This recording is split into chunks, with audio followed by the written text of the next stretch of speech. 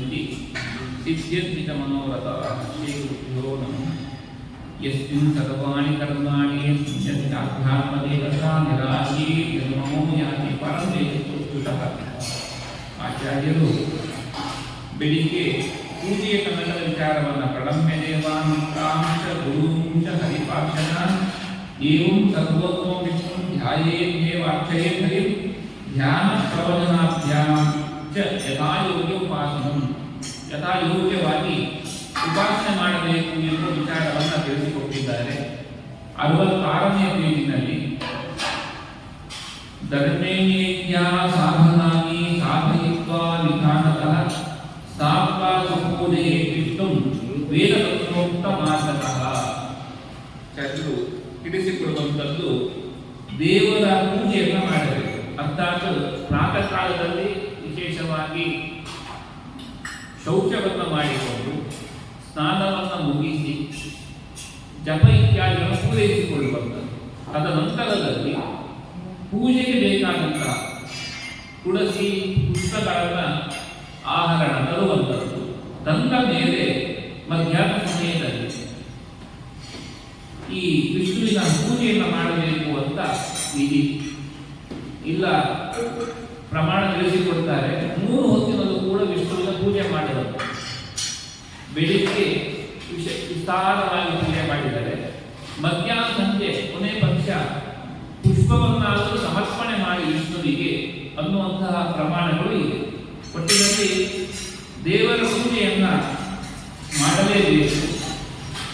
ಮಾಡುವಾಗ ಅದಕ್ಕೆ ಬೇಕಾದಂತಹ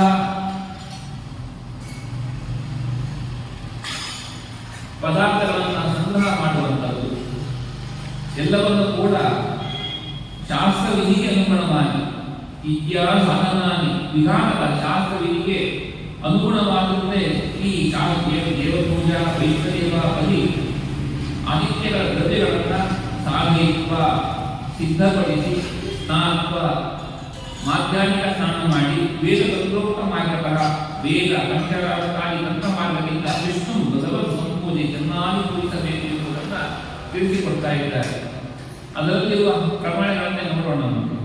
67ನೇ ಪೇಜಲ್ಲಿ ಪೂಜ್ಯಶ್ಚ ಭಗವಾನ್ ವಿಷ್ಣು ಚಕ್ರಾಭ್ಯಾನಿಕ ಮಂಡಲೆ ತಂತ್ರದಲ್ಲಿ ಆಚಾರ್ಯ ತಿಳಿಸಿದಂತೆ ವಿಷ್ಣುವಿನ ಪೂಜೆ ಹೀಗೆಲ್ಲ ಮಾಡಬಹುದು.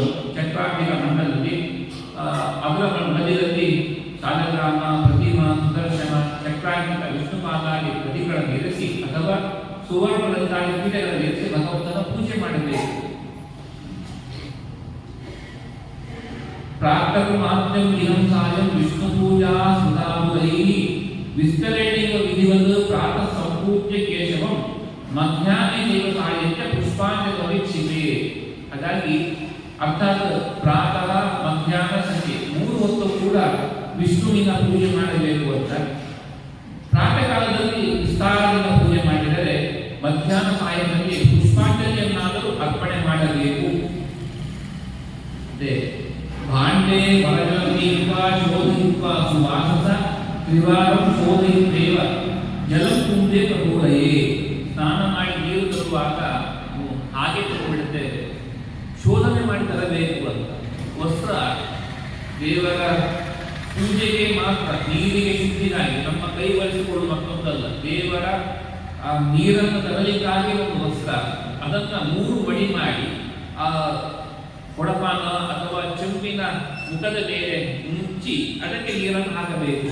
ಶುದ್ಧವಾದ ನೀರು ಬೇಕು ಅಂತ ವಿವಾರ ಶೋಧಕ್ಕೆ 3 ಬಾರಿ ಹೀಗೆ ಶೋಧಿಸಿ ಕಲಶದ ಪೂಜೆಗೆ ನಮ್ಮ ನಿತ್ಯ ಪೂಜೆಯ ಕಾಲದಲ್ಲಿ ಬಳಸುವ ನೀರನ್ನು ತರಬೇಕು ಅಂತ ವಿಷಯ ತಿಳಿಸಿಕೊಡ್ತಾ ಇದ್ದಾರೆ. ತುಳಸಿ ಕಾಷ್ಟ ಸಂಯುಕ್ತಂ ಗಂಧಂ ಯೋ ಯಚ್ಛತೆ ಹರೇ ನಿರ್ದಹೇ ಮಾತಕಂ ಸರ್ವಂ ಪೂರ್ವಜನ್ಮಶತಾಧಿಕಂ. ನಾವು ಗಂಧವನ್ನು ಮಾಡುವಾಗ ಕೇವಲ ಗಂಧದ ಕೊರಡನ್ನು ಮಾತ್ರ, ಅದರಿಂದ ಮಾತ್ರ ಗಂಧ ತೆಗೆಯುತ್ತೇವೆ. ಆದರೆ ತುಳಸಿ ಕಾಷ್ಟದಿಂದ ದೇವರಿಗೆ ಗಂಧವನ್ನು ಅರ್ಪಿಸುವಂಥದ್ದು ಮಹಾಪುಣ್ಯದ ಕೆಲಸ. ತುಳಸಿ ಕಾಷ್ಟದ ಜೊತೆ ಇಲ್ಲ ಗಂಧೋದಕ ಮಾಡುವ ಮೊದಲು ತುಳಸಿ ಕಾಷ್ಟವನ್ನು ತೆಗೆದು ಅದರ ಜೊತೆ ಗಂಧೋದಕ ಮಾಡುವಂಥದ್ದು ಇದೆ. ಆದರೆ ತುಳಸಿ ಕಾಷ್ಟ ಸಂಯುಕ್ತ ತುಳಸಿ ಕಾಷ್ಟ ಸಹಿತವಾದ ಗಂಧವನ್ನು ದೇವರಿಗೆ ಅರ್ಪಣೆ ಮಾಡಿದರೆ ನಮಗೆ 100 ಜನ್ಮದಲ್ಲಿ ಮಾಡಿದ ಪಾಪ ಪರಿಹಾರ ಆಗ್ತದೆ. ಗಂಧದ ಕೊಡ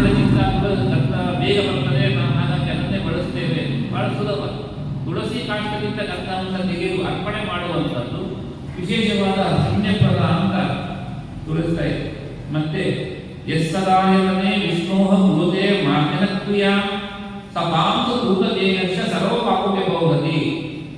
ದೇವರ ಕೋಣೆಯಲ್ಲಿರುವ ಧೂಳು ತೆಗೆಯೋ ಕೆಲಸ ಹೆಂಗಸರು ಮಾಡಬೇಕು, ನಾನು ಯಾಕೆ ಮಾಡೋಣ, ಗಂಡಸೇ ಗೊತ್ತಿತ್ತು.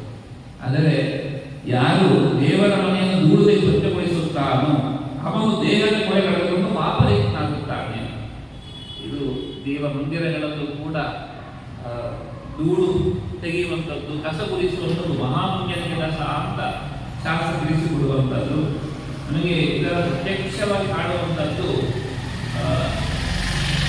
ಪುರಿಯಲ್ಲಿ ಜಗನ್ನಾಥನ ಯಾತ್ರೆ ಆಗುವಾಗ ಅಲ್ಲಿಯ ರಾಜ ಒಂದು ಗುಡಿಸಬೇಕು. ದೇವರ ರಥದಲ್ಲಿ ಗುಡಿಸಿದ ಶಾಸ್ತ್ರ, ಗುಡಿಸಿದ ಮೇಲೆ ರಾಜ ಉಳಿಸಬೇಕು, ಗುಡಿಸಿದ ಮೇಲೆ ರಥ ಯಾತ್ರೆ ಆಗುವಂಥದ್ದು. ಅರ್ಥಾತ್ ಈ ಗುಡಿಸುವ ಕಾರ್ಯ ಮಹಾಪುಣ್ಯಪ್ರದ ಕೆಲಸ. ಆದರೆ ಹೊರಕ್ಕೆ ಹೇಳಿಕೆ ಕೈ ಮುಂದೆ ಹೋಗುವುದಿಲ್ಲ. ಮನೆಯಲ್ಲಿ ಏನು ಮಾಡಿದ್ರೆ ಮಾತ್ರ ನಾಲ್ಕು ಜಲಕ್ಷೇತ್ರದಲ್ಲಿ ಒಂದು ದೇವಸ್ಥಾನಕ್ಕೆ ಬಂದಾಗ ಕೈ ಮುಂದೆ ಬರುವುದಿಲ್ಲ, ಇದು ಹೊರಕೆ ಹಿಡಿಯುವುದಿಲ್ಲ. ಇಲ್ಲಿ ಬಂತು, ನಾನು ಹೀಗೆಲ್ಲ ಬಂದಿರ್ತೇವೆ ಬಂದಾಗ ಅಂತ. ಆದರೆ ಮಹಾಪುಣ್ಯಪ್ರದ ಕೆಲಸ ಅದು. ಧೂಳು ತೆಗೆಯುವಂಥದ್ದೇ ನಮ್ಮ ಪಾಪಗಳನ್ನು ಕಳೆಯುವಂತ ಮಾಂಸ ಕೂದಲೇ ಕಷ್ಟ. ನಮ್ಮ ದೇಹದಿಂದ ಪಾಪಗಳು ಹೇಗೆ ದೂರ ಆಗ್ತದೆ, ದೇವರ ಕೋಣೆ ಸಿದ್ಧವಾಗದಂತೆ ನಮ್ಮ ದೇಹವೂ ಕೂಡ ಇಲ್ಲ, ಧೂಳು ತೆಗೆದ್ರೆ ಮೈ ಧೂಳಾಗ್ತದೆ ಅಲ್ವಾ. ಆದರೆ ಇಲ್ಲ, ಶಾಸ್ತ್ರ ಹೇಳುವಂತ ನಮ್ಮ ಪಾಪಗಳು ದೂರ ಆಗ್ತದೆ. ಮತ್ತೆ ಅದರ ಮುಂದೆ ಹಾಗೆ ಹೇಳ್ತಾ ಇದ್ದಾರೆ, ಶ್ರೀಮತ್ಯಾಯತನೇ ವಿಷ್ಣೋ ಯಕೂರ್ಯ ಉಪಲೇಪನ ಅಗ್ನಿಸ್ವಾಂತ ಪಕ್ಷೇಣ ವಾಜಪೇಯಂಚ ಮಾಸದಃ ಸಂವತ್ಸರೇಣ ಅಶ್ವಮೇಧಂ ಸಮಾಪ್ಯೋತಿ ಉಪಲೇಪನ. ದೇವರ ಕೋಣೆಯಲ್ಲಿ ಗೋಮಯ ಲೇಪನ ಮಾಡಿದ್ದಾರೆ. ಎಂತೆಂಥ ಯಾಗ ಮಾಡಿದ 15ಕ್ಕೆ ಗೋಮಯಗಳಿಂದ 15 ದಿನ ಸಾಗಿಸಿದರೆ ಅಗ್ನಿಶೋಮ ಯಾಗಾದಿಗಳ ಫಲ ಸಿಗ್ತದೆ. 1 ತಿಂಗಳಿಗೆ ವಾಜಪೇಯ ಯಾಗವನ್ನು ಮಾಡಿದ ಫಲ ಸಿಗ್ತದೆ. 1 ವರ್ಷಕ್ಕೆ ಅಶ್ವಮೇಧ ಯಾಗ ಮಾಡಿದ ಫಲ ಸಿಗ್ತದೆ. ಗೋಮಯದ ಲೇಪನ ಮಾಡಿದ್ದಾರೆ.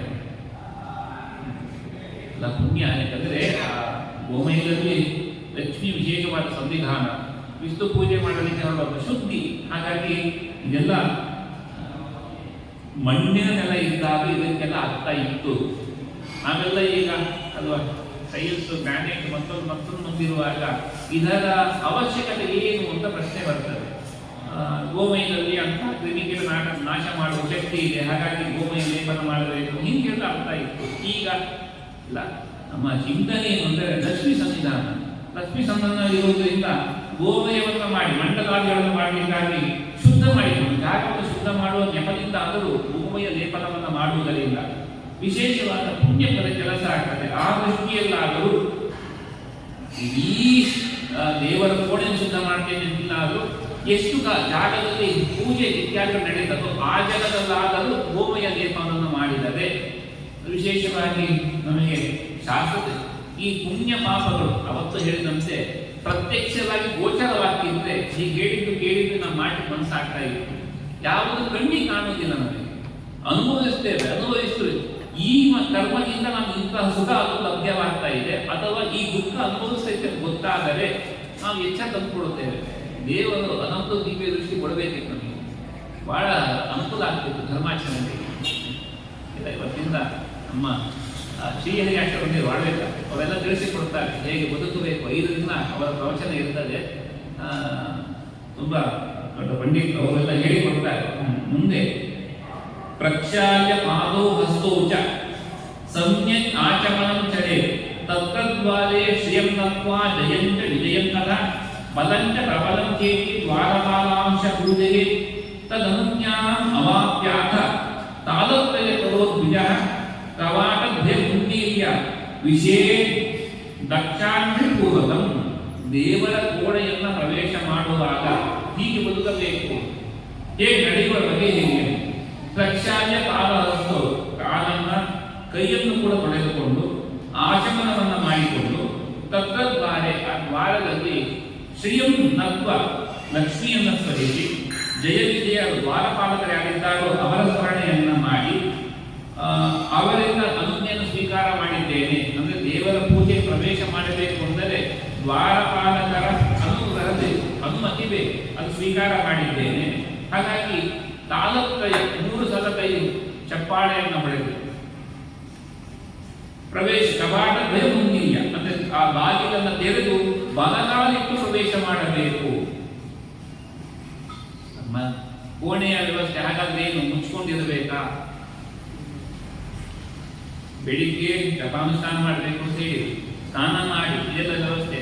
ಪ್ರತ್ಯೇಕ ದೇವರ ಕೋಣೆ ಅಂತಿದ್ದಾಗ ಈ ವ್ಯವಸ್ಥೆ ನಮ್ಮಲ್ಲೆಲ್ಲ ಅಂದ್ರೆ ದೇವರ ಕೋಣೆ ಮೆಟ್ಟಿದ ಕಡೆಗೆ ಒಂದು ಕುಳಿತಾಗ ಎಲ್ಲ ಸಂಕೋಚವಾಗಿದೆ. ಈ ದೇವರ ಕೋಣೆ ಪ್ರತ್ಯೇಕ, ಅಲ್ಲಿಗೆ ಮಡಿಯ ಪ್ರತ್ಯೇಕ ಅಂತಿದ್ದಾಗ ಈ ಹೋಗುವಾಗ ಹೀಗೆ ಮೇರು ನಂತರ ಮಾತ್ರೇಣ ತಥಾ ಭಾವಸ್ಯ ರಾಶೇನ ನಚ್ಯಂತೆ ನಾಟಕಂತೇನೋ ದೀಪಕಾಮ ಅದೇ ಸದಾ. ದೇವರಿಗೆ ದೀಪ ಹಚ್ಚುವುದರಿಂದ ಆಳುವ ಭಾವ ಏನು ಅಂದರೆ ನೀರು ಅಥವಾ ಮಂದಾರ ಪರ್ವತ ದೊಡ್ಡ ಆ ಪರ್ವತಕ್ಕೆ ಸೂರ್ಯ ಪ್ರದಕ್ಷಿಣೆ ಬರ್ತಾನೆ ಅಂತಲೇ ಇರುವಂಥದ್ದು. ಆ ಪರ್ವತದಷ್ಟಿರುವ ಪಾಪ ಅದು ನಾಶವಾಗ್ತದೆ. ದೇವರಿಗೆ ದೀಪ ದಾನ ಹಚ್ಚುವುದರಿಂದ, ದೀಪ ಹಚ್ಚುವುದರಿಂದ ಇಂತಹ ಲಾಭ ಇದೆ ಅಂತ. ಮತ್ತೆ ಅದರ ವಿಶೇಷವಾಗಿ ತುಪ್ಪದ ದೀಪವನ್ನು ಬೆಳಗ್ಗೆ ಅಂತ ಹೇಳ್ತಾರೆ. ನಿಮಿಷಾರ್ಥಂ ವಾಪಿ ಗತದೀಪಂ ನಿವೇದಯೇ ಕಲ್ಪಕೋಟಿ ಸಹಸ್ರಾಣಿ ವಿಷ್ಣುಲೋಕೆ ಮಹಿಯತೆ. ನೀ 1 ನಿಮಿಷ ಆಗಲಿ ಅಥವಾ ಅರ್ಧ ನಿಮಿಷವಾಗಲಿ ಘೃತದೀಪವನ್ನು ಬೆಳಗ್ಗೆ. ಇದರಿಂದ ಅನೇಕ ಕೋಟಿ ವರ್ಷ ಭಗವಂತನ ಲೋಕದಲ್ಲಿ ಅವರು ಪೂಜಿತರಾಗ್ತಾರೆ ಅನ್ನುವ ಪ್ರಮಾಣಗಳೆಲ್ಲ ಇದೆ. ಅಜ್ಞಾನ ಜ್ಞಾನದೋವಾಪಿ ಕಾಂಶಗಂಟ ಅವಾದಯೇ ರಾಕ್ಷಸಾನಾಂ ಪಿಶಾಚಾನಾಂ ತದ್ದೇಶಿ ಭಕ್ತಿರ್ಭವೆ ತಸ್ಮಾತ್ ಪ್ರಯತ್ನೇನ ಗಂಟಾಮಾಚರ್ಯ ಪೂಜೆಯೇ. ಕಾಂಸ್ಯಗಂಟ ಕಂಚಿನ ಗಂಟೆ ಬಳಕೆ ಮಾಡಬೇಕಾಗುತ್ತೆ. ಈ ಕಂಚಿನ ಗಂಟೆ ಮಾಡಿದರೆ ಆ ಪ್ರದೇಶದಲ್ಲಿ ರಾಕ್ಷಸರ ಪಿಶಾಚಿಗಳ ವಾಸ ಇರುವುದಿಲ್ಲ. ಆ ದೃಷ್ಟಿಯಿಂದ ಕಂಚಿನ ಗಂಟನಾದವನ್ನೇ ಮಾಡಬೇಕು ಅಂತ ತಿಳಿಸಿಕೊಡ್ತಾ ಇದ್ದಾರೆ. ದ್ರವೀಭೂತಂ ಋತಂಚೈವ ದ್ರವೀಭೂತಂ ಚಂದನಂ ನಾಲ್ಕಯೇ ಮಮ ಪುಷ್ಟ್ಯರ್ಥಂ ಘನೀಭೂತಂ ಅನರ್ಥವತ್ತೆಯೇ. ದೇವರಿಗೆ ನೀರಾದ ತುಪ್ಪವನ್ನು ಅಥವಾ ನೀರಾಗಿರುವ ಗಂಧವನ್ನು ಅರ್ಪಣೆ ಮಾಡಬಾರದು. ಅರ್ಪಣೆ ಮಾಡುವ ಅಭಿಷೇಕ ಮಾಡುವಾಗ ನೀರಾದ ತುಪ್ಪದಲ್ಲಿ ಅಭಿಷೇಕ ಮಾಡಿದರೂ ಕೂಡ ದೇವರ ಸಮರ್ಪಣೆಯ ತುಪ್ಪವನ್ನು ಇರುವಾಗ ಗಟ್ಟಿಯಾದ ತುಪ್ಪವನ್ನೇ ಇಡಬೇಕು. ಗಂಧವನ್ನು ಕೂಡ ಗಟ್ಟಿಯಾದ ಗಂಧವನ್ನೇ ಅರ್ಪಣೆ ಮಾಡಬೇಕು. ಅದು ಪರಾಪುರಾಣದ ಮಾತನ್ನ ಸಂಗ್ರಹ ಮಾಡ್ತಾ ಇದ್ದಾರೆ. ನನಗೆ ನೀರಾದ ತುಪ್ಪ ಅಥವಾ ನೀರಾದ ಗಂಧವನ್ನು ದೇವರಿಗೆ ಅರ್ಪಿಸಿದರೆ ತೃಪ್ತನಾಗುವುದಿಲ್ಲ. ಆದ್ದರಿಂದ ಗಟ್ಟಿಯಾದ ತುಪ್ಪವನ್ನು ನೈವೇದ್ಯ ಮಾಡಬೇಕು, ಗಟ್ಟಿಯಾದ ಗಂಧವನ್ನು ಅರ್ಪಿಸಬೇಕು. ಪರಿವೇಶಂ ಶ್ರೀ ಮುಖ್ಯ ಪ್ರಾಣೋಸ್ತಿ ಬೀಜಯನ್ ಭಾರತ್ಯಾದ್ಯಾ ಪರಿಚರಂತಿ ಇಂದ್ರಾದ್ಯಾ ದ್ವಾರಪಾಲಕಾಃ. ಇಲ್ಲಿ ದೇವಿಗೆ ಸಮಯದ ವಿಚಾರವನ್ನು ಹೇಳಿಬಿಡ್ತಾರೆ. ಶ್ರೀದೇವಿ ಲಕ್ಷ್ಮೀದೇವಿ ತಾನೇ ಬಡಿಸುವಂಥದ್ದು. ಮುಖ್ಯ ಪ್ರಾಣ ದೇವರು ಗಾಳಿ ಬೀಸ್ತಾ ಇದ್ದಾರೆ. ಭಾರಿ ಮೊದಲಾದವರು ಸೇವಕಿಯರು, ಅವರೆಲ್ಲ ಈ ಪದಾರ್ಥವನ್ನು ತಂದು ಕೊಡ್ತಾರೆ. ಲಕ್ಷ್ಮೀದೇವಿ ಬಳಸುವ ಕೆಲಸ ಮಾತ್ರ. ಇಂದ್ರಾದಿಗಳು ದ್ವಾರಪಾಲಕರಾಗಿದ್ದಾರೆ ಎಂಬ ಅನುಸಂಧಾನವನ್ನು ಮಾಡಬೇಕು ಅಂತ ವರಾಹ ಪುರಾಣದ ಒಂದು ವಾಕ್ಯವನ್ನು ವಿಶೇಷವಾಗಿ ಸಂಗ್ರಹ ಮಾಡಿಕೊಂಡಿದ್ದಾರೆ. ನೈವೇದ್ಯಸ್ಯ ತುರ್ಯಾಂಶ ವಿಶ್ವಕ್ಸೇನಾಯ ದಾಪರಿ. ನೈವೇದ್ಯದ ಒಂದು ಸಣ್ಣ ಅಂಶವನ್ನು ವಿಶ್ವಕ್ಸೇನೆಗೆ ಸಮರ್ಪಣೆ ಮಾಡಬೇಕು ಎನ್ನುವ ಈ ಪ್ರಮಾಣಗಳ ಸಂಗ್ರಹ ನಮ್ಮ ಈ ಪುಸ್ತಕದಲ್ಲಿದೆ. ಮುಂದೆ ಇದರಲ್ಲಿ ಧರ್ಮೇಣೇಜ್ಯ ಸಾಧನಾನಿ ಅಂತ ತಿಳಿಸಿಕೊಡುವಾಗ ಮುಂದೆ ಇದರಲ್ಲೆಲ್ಲ ಒಂದಷ್ಟು ಪ್ರಮಾಣದ ಸಂಗ್ರಹ ಮಾಡಿಕೊಡ್ತಾರೆ. ಒಂದಷ್ಟು ಜವಾಬ್ದಾರಿ ಇರ್ತಾರೆ. ವಿದ್ಯಾ ಪಂಚಮಹಾಯಜ್ಞ ಅಂದ್ರೆ ವಿದ್ಯಾ ಸಾಧನ ಅಂತ ಹೇಳಿದ್ರಲ್ಲಿ ವಿದ್ಯಾ ಅಂದ್ರೆ ಪಂಚಮಹಾಯಜ್ಞಗಳು ವಿಹಿತವಾದ ಯಾವ ಪಿತೃಯಜ್ಞ, ಋಷಿ, ಈ ಎಲ್ಲವೂ ಯಜ್ಞಗಳೇನಿದೆ ಅದಕ್ಕೆ ವಿಶೇಷವಾಗಿರುವಂತಹದ್ದು. ತೇಷಾಂ ಸಾಧನಾನಿ ಧರ್ಮೇಣ ಸ್ವವರ್ಣಾಶ್ರಮ ಉದಿತ ವೃತ್ಯ ಸಾಧನೆ. ನಮಗೆ ವಿಹಿತವಾದ ಧರ್ಮಾಚರಣೆ ಅಂತಿದೆ, ಬ್ರಾಹ್ಮಣ ಧರ್ಮ, ಅದಕ್ಕೆ ಅನುಗುಣವಾದಂತಹ ಆಶ್ರಮ ಉಚಿತ ವೃತ್ತಿಯಿಂದ ಸಾಧನೆ ಮಾಡಬೇಕು ಅಂತ. ತೃತೀಯೇಕ ಅಧಾಭಾಗೇ ಪೋಷ್ಯವರ್ಗಾದ ಸಾಧನೆ. ಮೂರನೇ ಅಂಶ ಅನ್ನುವಂಥದ್ದು ಪೋಷ್ಯವರ್ಗ ಅಂತಿದೆ. ಈ ನಮ್ಮಿಂದ ಪೋಷಿಸಲ್ಪಡುವಂತಹ ವರ್ಗ, ಮಾತಾ ಪಿತ ಗುರು ಭಾರ್ಯ ಪ್ರಜಾಧೀನ ಸಮಾಹಿತ ಅಭ್ಯಾಗತೋ ಅವಿಶ್ಚಾಗ್ನಿ ಪೋಷ್ಯವರ್ಗ ಉದಾಹರಣ. ಪೋಷ್ಯವರ್ಗ ನಮ್ಮಿಂದ ಪೋಷಿಸಲ್ಪಡಬೇಕಾದಂಥ ವರ್ಗ, ತಂದೆ ತಾಯಿ, ಗುರು, ಭಾರ್ಯ ಹೆಂಡತಿ ಪ್ರಜಾಹೀನ ಸಂತಾನ ಇಲ್ಲದಂತವರು ನಮ್ಮನ್ನು ಆಶ್ರಯಿಸಿ ಸಮಾಶ್ರಿತ ಅಭ್ಯಾಗತರ ನಮಗೆ ಕರೆದು ಬರೆದಿರು ಅಭ್ಯಾಗತ ಕರೆದು ಬಂದವರು ಅಭ್ಯಾಗತರು ನೀವು ಬನ್ನಿ ಅಂತ ಕರೆದಿರ್ತೇವೆ ಅವರು ಅಭ್ಯಾಗತರು ಅತಿಥಿ ಕೇಳದೆ ಬಂದಿರುವರು ನಮ್ಗೆ ಗೊತ್ತೇ ಇಲ್ಲ ಬಂದಾಗಲೇ ಗೊತ್ತಾಯ್ತು ಬಂದಿದ್ದಾರೆ ಅಂತ ಅತಿಥಿ ಅಗ್ನಿ ಕೂಡ ಇದು ಪೋಷ್ಯವರ್ಗ ಉದಾಹರಣ ಪೋಷ್ಯವರ್ಗಾಂತ ಸಿದ್ಧ್ಯರ್ಥಂ ಧನವಿಚ್ಛೇ ಬುದ್ಧಿಮಾನ್ ಈ ನಮ್ಮನ್ನ ನಾವು ಪೋಷಿಸಬೇಕಾದಂತಹ ಈ ಜನರಿದ್ದಾರೆ ಇವರಿಗಾಗಿ ಧನವನ್ನು ಸಂಪಾದನೆ ಮಾಡಬೇಕು ಧನ ಸಂಪಾದನೆ ಮಾಡಲಿಕ್ಕೆ ಯಾವ ಕರ್ಮವನ್ನು ಮಾಡಬೇಕು ಷಡ್ನಾಂತು ಕರ್ಮಣಾಮಸ್ಯ ದೇವಿ ಕರ್ಮಾಣಿ ಜೀವಿಕಾ ಯಾಜನಾಧ್ಯಾಪನೆ ಚೈವ ವಿಶಿಷ್ಟಾಶ್ಚ ಪ್ರತಿಗ್ರಹ ಷಟ್ಕರ್ಮಗಳು ಬ್ರಾಹ್ಮಣರಿಗೆ ವಿಶೇಷವಾಗಿ ಹೇಳಿರುವಂಥದ್ದು ಯಜನ ಯಾಜನ ಅಧ್ಯಯನ ಅಧ್ಯಾಪನ ದಾನ ಪ್ರತಿಗ್ರಹ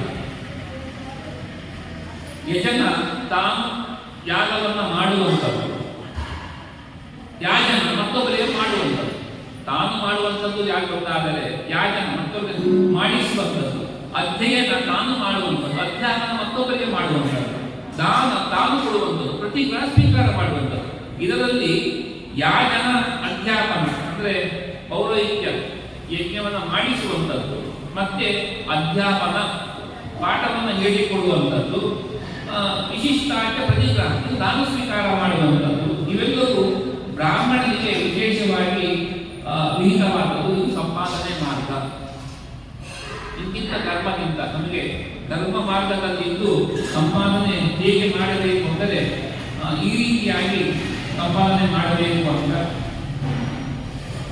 ಇಲ್ಲ ಪ್ರತಿಗ್ರಹಂ ಬ್ರಾಹ್ಮಣಸ್ಯ ವೀತಂ ಕ್ಷತ್ರಿಯಸ್ಯ ಇತಿ ದೃಷ್ಟಿಃ ಉಪೇಯ ಈಶ್ವರಂ ಚೈವ ಯೋಗಕ್ಷೇಮಾಗ್ತದೆ ಇದು ರಾಜನನ್ನು ಆಚರಿಸಬೇಕಂತೆ ರಾಜರ ಬಳಿ ಹೋಗಿ ನಮ್ಮ ಯೋಗಕ್ಷೇಮ ಅಂತಂತೆ ನಮ್ಮ ನಿತ್ಯ ವಿಹಿತವಾದ ಅನುಷ್ಠಾನಗಳಿಗೆ ಅಂದರೆ ರಾಜರು ಅಂದರೆ ನಾವು ಈಗ ಸರಕಾರಗಳು ಯಾವ ಹಾಗಾಗಿ ಇಂತಹ ಸರಕಾರದಿಂದಲೂ ಕೂಡ ನಾವು ಸಹಾಯವನ್ನು ಪಡೆಯುವಂಥದ್ದು ಅಧರ್ಮವಾಗುವುದಿಲ್ಲ ಆದರೆ ರಾಜ್ಯ ಪ್ರತಿಗ್ರಹೋ ಘೋರ ಮಧ್ವಾಸ್ವಾಗೋ ವಿಶೋಪಮಃ ಪುತ್ರವಾಂಸಂ ವರಂ ಭೋಕ್ತುಂ ನದು ರಾಜ ಪ್ರತಿಗ್ರಹ ರಾಜನಿಂದ ದಾನ ಸ್ವೀಕಾರ ಮಾಡಬಾರ್ದಂತೆ ಯಾಕೆ ಅಂದರೆ ಆರಂಭದಲ್ಲಿ ಮಧು ಆಸ್ವಾದ ಅಂದರೆ ಜೇನುತುಪ್ಪ ಸ್ವೀಕಾರ ಮಾಡಿದಂತೆ ರುಚಿ ಇರ್ತದೆ ಆದರೆ ವಿಷಮೋಪಮಃ ಅವರ ತಲೆ ಯಾವಾಗ ಕೆಟ್ಟದ್ದು ಗೊತ್ತಿಲ್ಲ ಮತ್ತೆ ನೀವು ನಮ್ಮಿಂದ ಇಷ್ಟಪಟ್ಟಿದ್ದೀರಿ ಹಾಗೆ ಮಾಡ್ಕೊಂಡಿದ್ರಿ ಬೇಕಾದ ಸತ್ಯದ ಮತ್ತೊಂದು ಮಾತು ಕೇಳಬೇಕಾಗ್ತದೆ ಅದಕ್ಕೆ ಹೇಳುವಾಗ ಹೇಳ್ತಾರೆ ಪುತ್ರ ಮಾಂಸಂ ವರಂ ಹೋಗ್ತು ತನ್ನ ಮಗನ ಮಾಂಸವನ್ನ ತಿನ್ನುವುದು ಶ್ರೇಷ್ಠ ಯಾವುದು ರಾಜನಿಂದ ಸ್ವೀಕಾರ ಮಾಡುವುದು ಹೇಳಿ ಕೊನೆಯ ತತ್ತು ಉಚ್ಚಾಸ್ತ ವರ್ತಿ ರಾಜ ಪ್ರತಿಗ್ರಹ ವಿಷಯಂ ಯಾರಿಗೆ ಶಾಸ್ತ್ರ ಚೌಕಟ್ಟಲ್ಲಿ ಬದುಕುವುದಿಲ್ಲ ಶಾಸ್ತ್ರ ಮಾರ್ಗದಲ್ಲಿ ಯಾರು ಇರುವುದಿಲ್ಲ ಅಂತಹ ರಾಜಂತ ಸ್ವೀಕಾರ ಮಾಡಬಾರದು ಯಾರಿಗೆ ಧರ್ಮ ಇದರ ಬಗ್ಗೆ ಎಚ್ಚರ ಇದೆ ಅಂತವರ ಬಳಿ ಸ್ವೀಕಾರ ಮಾಡಬಹುದು ಹಾಗಾಗಿ ರಾಜ್ಯ ಪ್ರತಿಗೃಹೀಯ ಲುಬ್ಧಸ್ಯ ಉಚ್ಚಾಸವತ್ತಿನ ಯಾರು ಚಿಗುಣರಿರ್ತಾರೋ ಯಾವ ಲೆಕ್ಕಾಚಾರ ಮಾಡ್ತಾರೆ ಕೊಟ್ಟಾಗಿದೆ ಕೊಟ್ಟಿದ್ದನ್ನು ಹೇಗೆ ವಸೂಲು ಮಾಡಬೇಕು ಅಂತ ಲೆಕ್ಕಾಚಾರ ಮಾಡ್ತಾ ಇರ್ತಾರೆ ದೇವಸ್ಥಾನಗಳಿಗೆ ಕೊಟ್ಟ ಮೇಲೂ ಲೆಕ್ಕಾಚಾರ ಹಾಕುವಂತಿರ್ತಾರೆ ಹಾಗಾಗಿ ದುಃಖರು ಶಾಸ್ತ್ರದ ಮಾರ್ಗದಲ್ಲಿ ಇಲ್ಲದಂತವರು ಅವರ ಬಳಿಯಲ್ಲಿ ಇಂತಹ ದಾನಗಳನ್ನು ಸ್ವೀಕಾರ ಮಾಡಬಾರದು ಅಂತ ತಿಳಿಸಿಕೊಡ್ತಾ ಇದ್ದಾರೆ ದಶಸೂನ ಸಮಚಕ್ರಿ ದಶಚಕ್ರಿ ಸಮೋದ್ಭಜಿ ದಶಧ್ವಜ ಸಮಾವೇಶ ದಶದ್ವೇಷೋ ಸಮೋ ನೃಪಃ ಶಾಸ್ತ್ರಗಳ ಪ್ರಮಾಣ ಘೋರವಾಗಿರುವಂಥದ್ದು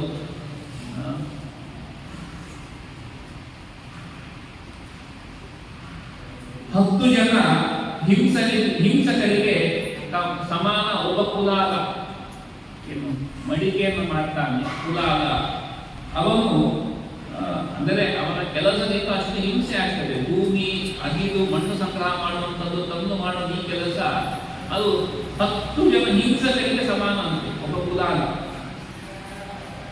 ಆ ಕುಲಾಲದಿಂದಲೂ ಕೂಡ ಬಜಿ ಅಧರ್ಮನ ವಿಚಾರದಲ್ಲಿರುವಂಥದ್ದು 10 ಜನ ಕುಲಾಲಿಗೆ ಸಮಾನ ಅಂತ. ಆ 10 ಜನ ಬದಿಗಳಿಗೆ ಸಮಾನ ಯಾರು ಅಂದರೆ ಒಬ್ಬ ವೇಶ್ಯ ವ್ಯಾಪಾರ ಮಾಡುವವರು. ಆ 10 ಜನ ವೇಶ್ಯಕ್ಕೆ ಸಮಾನ ಒಬ್ಬ ರಾಜ. ಹೀಗೆ ಅವರವರ ಧನ ಅನ್ನುವಂಥದ್ದು ಯಾವಾಗಲೂ ಕೂಡ ಬಂದಿರುವ ಮಾರ್ಗ ಸರಿ ಇರುವುದಿಲ್ಲ ಎನ್ನುವ ದೃಷ್ಟಿಯಲ್ಲಿ ಈ ಪ್ರಮಾಣಗಳನ್ನು ಕೊಟ್ಟಿರ್ತಾರೆ. ಆದರೆ ರಾಜನ ಬಳಿಯಲ್ಲಿ ತದೀಯ ಧನಕ್ಕೆ ಶುದ್ಧತ್ವ, ಅವರಿಂದ ಸಂಗ್ರಹ ಮಾಡುವಂಥದ್ದು ಶುದ್ಧ ಅಂತ. ಧರ್ಮಿಷ್ಠ ರಾಜಾನಿ ಪ್ರತಿಗ್ರಹದ್ದು ಜಾಯಾದೇವ, ಅಂದರೆ ಧರ್ಮದ ಮಾರ್ಗದಲ್ಲಿರುವಂತಹ ರಾಜರಿಂದ ಸ್ವೀಕಾರ ಮಾಡುವ ಧನ ಏನಿದೆ ಅದು ಶುದ್ಧವೇ ಆಗಿರುತ್ತದೆ ಅಂತ. ಶುಚೀನಾಂ ಅಶುಚೀನಾಂ ಚ ಸಂಧಿಪಾಪೋ ಯಥಾಂಬಸಾಂ ಸಮುದ್ರೇ ಸಮತಾಮ್ಯಾತಿ ತಥಾರಾಜ್ಞಾಂ ಧನಾಗತಃ ಯಥಾರ್ಥೋ ಸಂಸ್ಥಿತಂ ಸರ್ವಂ ಶುದ್ಧಿಮಾಯಾತಿ ಕಾಂಚನಂ ಏವಂ ಪ್ರತಿಗ್ರಹ ಸರ್ವೇ ಶುಚಿತಾಂ ಯಾಂತಿ ರಾಜನಿ. ರಾಜರಲ್ಲಿ ಸ್ವೀಕಾರ ಮಾಡುವಂತಹ ದಾನ ಇದೆ ಅದು ಶುದ್ಧವಾಗಿರುತ್ತದೆ. ಯಾಕೆ ಅವರಿಗೆ ಅನ್ಯಾಯ ಮಾಡಲು ಬಂದಿರ್ತಾರೆ, ದರ ಟ್ಯಾಕ್ಸ್ ಹಾಕ್ತಾರೆ, ಮತ್ತೊಂದು ಮೂಲಕ ಸುಂಕದ ವಸೂಲಿ ಮಾಡುವುದರಿಂದ ಎಲ್ಲರಿಂದ ಇದ್ದವರು ಇಲ್ಲದವರು ಎಲ್ಲರಿಗೂ ಟ್ಯಾಕ್ಸ್ ಅಥವಾ GST ಮೊದಲಾದ ರೂಪದಲ್ಲಿ ಟ್ಯಾಕ್ಸ್ ಹಾಕುವುದರಿಂದ ಅವರಿಗೆ ಅನ್ಯಾಯ ಮಾಡಿರ್ತಾರಲ್ವ, ಅಂತಹ ಸರ್ಕಾರದಿಂದ ನಾವು ಸ್ವೀಕಾರ ಮಾಡಬೇಕಂತ ದೋಷ ಬರ್ತದಲ್ವ.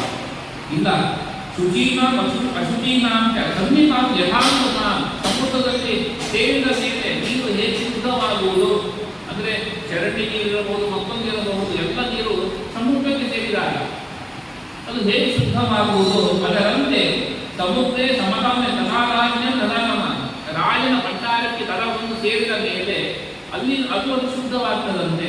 ಯಥಾರ್ಥು ಸಂಚಿತಂ ಸರ್ವಂ ಶುದ್ಧವಾದ ಕಾಂಚನ, ಬಂಗಾರ ಶುದ್ಧವಾಗುವುದು ಅಗ್ನಿಯ ಸ್ಪರ್ಶದಿಂದ. ಎಂಥದೇ ಬಂಗಾರವಿರಲಿ ಅಗ್ನಿಯಿಂದ ಶುದ್ಧವಾಗ್ತದೆ ಅಂತ ಇರುವಂಥದ್ದು. ಆ ರೀತಿಯಾಗಿ ಏವಂ ಪ್ರತಿಗ್ರಹ ಸರ್ವೇ ಶುಚಿತಾಂ ಯಾಂತಿ ರಾಜನಿ, ರಾಜನಿಗೆ ಸ್ವೀಕಾರ ಮಾಡುವ ದಾನ ಇದೆ ಅದು ಶುದ್ಧವೇ ಆಗ್ತದೆ. ಅರ್ಥಾತ್ ಅಧಿಕಾರದಲ್ಲಿರುವುದು ನಮಗೆ ಈಗ ರಾಜರು ಮಂತ್ರಿಗಳು ಅನ್ನೋದೆಲ್ಲ ಕೇಳಲಿಕ್ಕೆ ಕಾಣಲಿಕ್ಕೆ ಇಲ್ಲ.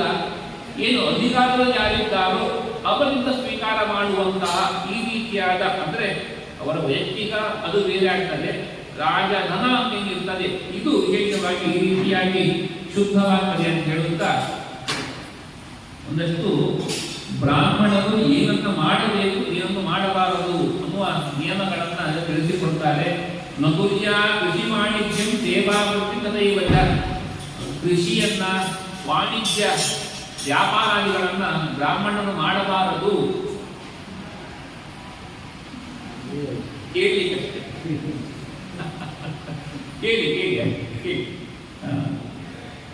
ಬ್ರಾಹ್ಮಣ್ಯ ದೀಯತೆ ಏನ ತಸ್ಮಾತಾನಿ ವಿವಜ್ಜಯೇ ಕುರ್ಯಾ ಧರ್ಮ ವಿರೋಧೇನ ಧನಧಾನ್ಯಾದಿ ಸಂಗ್ರಹಂ. ಧರ್ಮಕ್ಕೆ ವಿರೋಧವಾಗದ ರೀತಿಯಲ್ಲಿ ಧನಧಾನ್ಯಗಳ ಸಂಪಾದನೆ ಮಾಡಿ ಸಂಗ್ರಹ ಮಾಡಬೇಕಂತೆ. ಆದರೆ ಕೃಷಿ ಅಲ್ಲೂ ಕೂಡ ಮತ್ತು ಪ್ರಾಣಿಗಳಿಗೆಲ್ಲ ಹಿಂಸೆ ಇತ್ಯಾದಿಗಳೆಲ್ಲ ಆಗ್ತದೆ. ಇದು ಬ್ರಾಹ್ಮಣನಿಗೆ ಸೀಮಿತವಾದದ್ದಲ್ಲ, ವ್ಯಾಪಾರ ಮಾಡುವಂಥದ್ದು ವೈಶ್ಯವರ್ಗಕ್ಕೆ ಸೀಮಿತವಾದದ್ದು. ಹೀಗೆ ಎಲ್ಲ ಶಾಸ್ತ್ರದ ಮಾತುಗಳು, ನಮ್ಮದೇನಿಲ್ಲ ವಿಚಾರ ತೆಗೆದುಕೊಳ್ಳಲಿಕ್ಕೆ. ನಮ್ಮ ಬದುಕು ಮೊದಲು ಹೀಗೆ ಇತ್ತು. ಯಾವಾಗ ಮನೆಗೆ ಭೂಕಾಯಿದೆ ಬರುವ ಪೂರ್ವದಲ್ಲಿ ಮನೆಗೆ ಭತ್ತ ಬಂದು ಬೀಳ್ತಾ ಇತ್ತು, ಏನಿ ಅಂತ ಕೊಡ್ತಾ ಇದ್ರು, ಆವಾಗ ಆರಾಮಾಗಿತ್ತು. ಆದರೆ ಕಳೆದುಕೊಂಡ ಮೇಲೆ ನಾವು ಪರ್ಯಾಯ ಮಾರ್ಗ ಕಂಡುಕೊಂಡಿದ್ದೇವೆ. ಆದರೆ ಬದುಕು ಹೇಗಿರಬೇಕು ಅಂತ ವೃದ್ಧೋಚ ಮಾತಾಪಿತರು ಸಾಧ್ವಿ ಮಾಜಾ ಶಿಶು ಅಪ್ಯಕಾಶಿ ಸಹಂಕೃತ್ವ ಭರ್ತವ್ಯ ಮಧುರಭ್ರವೇ. ಮೊದಲು ಹೇಳುತ್ತಾನೆ 100 ಅಕಾರ್ಯಗಳನ್ನು ಮಾಡಬಾರದ ಕೆಲಸಗಳನ್ನು 100 ಕೆಲಸ ಮಾಡಿ ಆದರೂ ಕೂಡ ಏನೆಂದರೆ ವೃದ್ಧೋಚ ಮಾತಾಪಿತರು, ವಯಸ್ಸಾದಂತಹ ತಂದೆ ತಾಯಿಯರು, ಸಾಧ್ವಿ ಮಾರ್ಯ ಸಾಧ್ವಿ ಸದ್ಗುಣ ಭರಿತರಾದಂತಹ ಹೆಂಡತಿ, ಮಗು ಇವರನ್ನೆಲ್ಲರನ್ನು ಕೂಡ ಪಾಲನೆ ಮಾಡಬೇಕಂತ. ಅಕಾಲಿ ಶತಂ ಅಂದರೆ ಇದು ಧರ್ಮ ಹೀಗಿರಬೇಕು ಶಾಸ್ತ್ರ ಹೇಳ್ತದೆ. ಆದರೆ ಆ ಮಾರ್ಗದಲ್ಲಿ ಸಂಪಾದನೆ ಆಗ್ತಾ ಇಲ್ಲ. ಏನು ನಮ್ಮ ಕುಟುಂಬವನ್ನು ಭರಣೆ ಮಾಡಲಿಕ್ಕೆ ಸಾಕಾಗ್ತಾ ಇಲ್ಲ. ಆವಾಗ ಅಕಾಲಿಷ್ಟಂ ಮಾಡಬಾರ ಕೆಲಸವನ್ನು ಮಾಡಿ ಆದರೂ ಕೂಡ, ನೂರು ಕೆಲಸ ಮಾಡಿ ಆದರೂ ಕೂಡ ಇವರ ಪಾಲನೆ ಮಾಡಬೇಕು ಅಂತ ಅಕಾಲಿಷ್ಟಂ ಅನ್ನೋದಕ್ಕೆ ವ್ಯಾಖ್ಯಾನಕಾರ ಅರ್ಥ ಹೇಳ್ತಾರೆ, ಅಯಾಜ್ಞೆ ಯಾಚನಾದಿ ನದು ಸೇವಾದಿ. ಮಾಡಬಾರದಂತಹ ಹೋಮಗಳು ಅಯಾಜ್ಞೆ ಯಾಚನಾದಿ ಅವುಗಳನ್ನು ಮಾಡುವ ಮೂಲಕ ಮಾಡಬೇಕು. ಆದರೆ ಮತ್ತೊಬ್ಬರ ಸೇವೆಯನ್ನು ಮಾಡಿ ಸಂಪಾದನೆ ಮಾಡಬಾರದು ಎಂಬುದನ್ನು ತಿಳಿಸಿಕೊಡುತ್ತಾರೆ.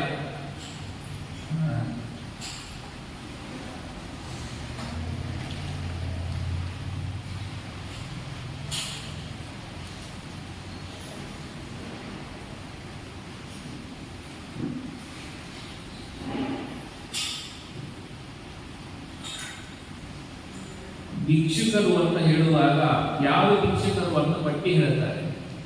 ಈಗ ಯತಿಗಳಿಗೆ ಭಿಕ್ಷೆ ಭಿಕ್ಷೆ ಅಂತ ಹೇಳುವುದು, ನಾವೆಲ್ಲ ಸ್ವೀಕಾರ ಮಾಡೋದು ಭಿಕ್ಷೆ ಅಂತ. ಹಾಗಾಗಿ ಸ್ವಾಮಿಗಳನ್ನು ಹೋಗಿ ಕೇಳಬಾರ್ದು, ಅದು ಬೇಕು ಇದು ಬೇಕು ಅಂತ ಸಹಾಯ ಮೊತ್ತದಾದನ್ನ ಸ್ವಾಮಿಗಳ ಯತಿಗಳ ಹತ್ತಿರ ಕೇಳಬಾರದು. ಯಾಕೆ? ಅವರೇ ಭಿಕ್ಷುಕರು. ಭಿಕ್ಷುಕರು ಏನು ಕೊಟ್ಟಾರು? ಇಲ್ಲ ಸ್ವಾಮಿ, ಅಲ್ಲಿ ಭಿಕ್ಷುಕ ಮರಣಿಸಿದ, ಅವನ ಸಂಕಟ ನೋಡ್ಲಿಕ್ಕೆ ಒಂದು ಲಕ್ಷಗಟ್ಟಲೆ ಸಿಕ್ತು ಅನ್ನೋ ಭಿಕ್ಷುಕರು ಇರ್ತಾರೆ. ಇಲ್ಲ, ಕೆಲವು ಭಿಕ್ಷುಕರ ಪಟ್ಟಿ ನೋಡುವಾಗ ಅವರಿಗೆ ಇಂಥ ನಗರದಲ್ಲಿ ಇಷ್ಟು ಫ್ಲಾಟ್ ಇದೆ, ಅವರಿಗೆ ಬಾಡಿಗೆ ಬಿಟ್ಟು ಭಿಕ್ಷಾವೃತ್ತಿ ಮಾಡ್ತಾ ಇರ್ತಾರೆ, ಅಷ್ಟು ಲಾಭ ಈ ಭಿಕ್ಷಾವೃತ್ತಿಗಿದೆ ಅಂತ. ಆದರೆ ಶಾಸ್ತ್ರ ಬ್ರಹ್ಮಚಾರಿ ಯತಿಶ್ಚೈವ ವಿದ್ಯಾರ್ಥಿ ಗುರು ಪೋಷಕ ಅದ್ಭುತ ಕ್ಷೀರವೃತ್ತಿಶ್ಚ ಷಡೇಕೆ ಭಿಕ್ಷುಕಾಮತಾಃ ಭಿಕ್ಷಾಹಾರೋ ನಿರಾಹಾರೋ ಭಿಕ್ಷಾನೇನ ಪ್ರತಿಗ್ರಹ ಅವಧೂತಾಚ ಭೂತಾಚ ಸೋಮಪಾನಂ ದಿನೇ ದಿನೇ.